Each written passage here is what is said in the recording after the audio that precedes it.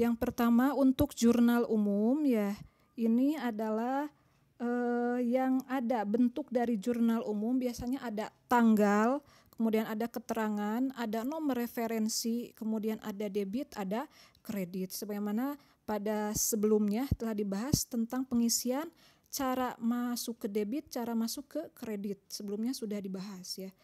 Nah, pertama ya kita akan menggali ya, dan harus diingat akun-akun dari suatu transaksi itu ada aset, ada kewajiban, ada modal, ada ekuitas, ada pendapatan dan pengeluaran. Nah, ini kita nanti akan berpatokannya pada ini ya. Ketika bertambah apakah masuk di debit atau di kredit. Ketika berkurang apakah masuk di debit atau di kredit. Nah, yang pertama kita akan melihat contoh dari penjurnalan umum. Satu adalah aktiva. Nomor 1 ya A. Aktiva, bertambahnya aktiva karena investasi pemilik. Contoh, pada tanggal 5 Januari 2019, Ibu Khadijah memulai usaha dengan nama Apotek Hijrah. Ya, dengan modal awalnya adalah 50 juta dan 2 unit komputer senilai 5 juta rupiah. Nah, kita tulis persamaannya adalah aktiva sama dengan pasiva ya. Harta sama dengan modal ditambah kewajiban. Sehingga kas ya ditambah tadi peralatan 2 unit komputer sama dengan modal ditambah kewajiban. Nah, bagaimana penjurnalannya? Ya, berarti kita masukkan ke kolom penjurnalan yang tadi ya. Ada debit, ada kredit ya. Pertama, tadi 5 Januari kas dan peralatan. Nah, kas ini ya tadi sebanyak 50 juta. Nah, ini bisa diidentifikasi ya. Ketika kas itu masuknya kepada aset. Aset ketika bertambah, lihat. Bertambah, berarti ditulisnya di sisi debit ya. Selanjutnya ada peralatan. Nah, peralatan juga masuknya ke aktiva atau ke aset atau ke harta. Hartanya bertambah juga ya, berarti nilainya positif.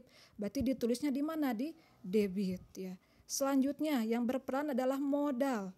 Nah, modal juga bertambah ya. Modal bertambah. Ketika modal bertambah, lihat, berarti nulisnya di sisi kredit ya. Nah, berarti bisa dijabarkan untuk debitnya 50 juta, kemudian peralatannya tadi 5 juta, dijumlahkan jadi 55 juta. Jadi balance, aktiva sama dengan pasiva. Kemudian selanjutnya ketika aktiva bertambahnya aktiva karena pembelian tunai. Tanggal 8 Januari 2019 membeli furniture untuk melengkapi apotek ya. Dari Meber Pelita Jaya senilai 10 juta. Persamaan dasarnya ditulis lagi, aktiva sama dengan pasiva. Kas dikurangi furniture sama dengan modal ditambah kewajiban. Berarti 10 juta minus 10 juta sama dengan 0. Itu persamaannya ya. Nah, kemudian kita dijabarkan dalam penjurnalannya. Lihat 8 Januari furniturnya sebanyak 10 juta ya. Kemudian yang berperannya adalah kas ya. Nah, ini berarti yang furniture harta bertambah dan kas berkurang. Berarti harta bertambah ya, lihat debit, harta berkurang jadi kredit. Tulis sisi debit di sini, sisi kredit di sini. Berarti balance ya. Kemudian selanjutnya adalah aktiva.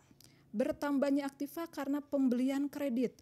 Nah, ini 15 Januari pembelian 1 unit cash register dari toko bintang komputer sebanyak 4,5 juta. Biasanya ditulis persamaan aktiva pasivanya. Yang berperan di sini adalah peralatan dan utang usaha. Peralatannya adalah harta bertambah, berarti tulis debit. Kemudian apalagi kewajiban. Ya, karena ini adalah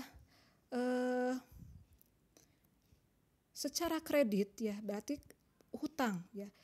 Hutang kewajiban bertambah ya, berarti masuknya di kredit ya.